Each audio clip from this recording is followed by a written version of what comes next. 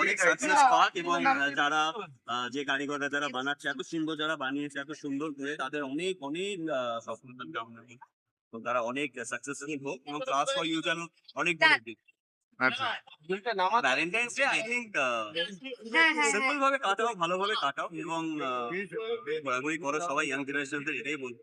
But হ্যাঁ, অবশ্যই মনের মধ্যে একটা পিওরিটি থাকা খুব জরুরি। ভালোবাসার সম্পর্কটাকে এখন অনেক খেলো হয়ে গেছে তো এখনকার জেন্টসদের মধ্যে, সেটার মধ্যে যেন একটা জেনুইনিটি থাকে, which is very important। কারণ একটা দিন আমরা পালন করি আর ভালোবাসা দিবস হিসেবে পালন করি, তো ভালোবাসাটা জেনুইন।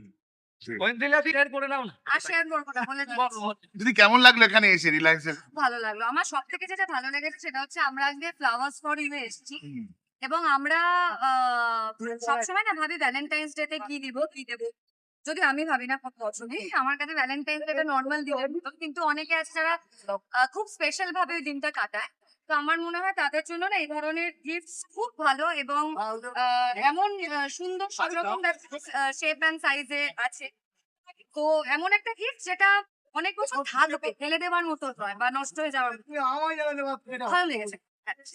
সব থেকে বড় কথা যে হাতের কাজগুলো যারা করেছেন, আমি তো ইনফ্যাক্ট চাই যে এক সেকেন্ড যদি আমার টাইম হচ্ছে আজকে আমাদের দেখানো উচিত যে ভ্যালেন্টাইন্স ডে এর মতন এত সুন্দর একটা দিন যে কোনো দিন, এটা কারোর বিয়েতেও দেওয়া যেতে পারে বা যে কোনো শুভ সময় দেওয়া যেতে পারে, যেটা বছরের পর বছর থাকবে।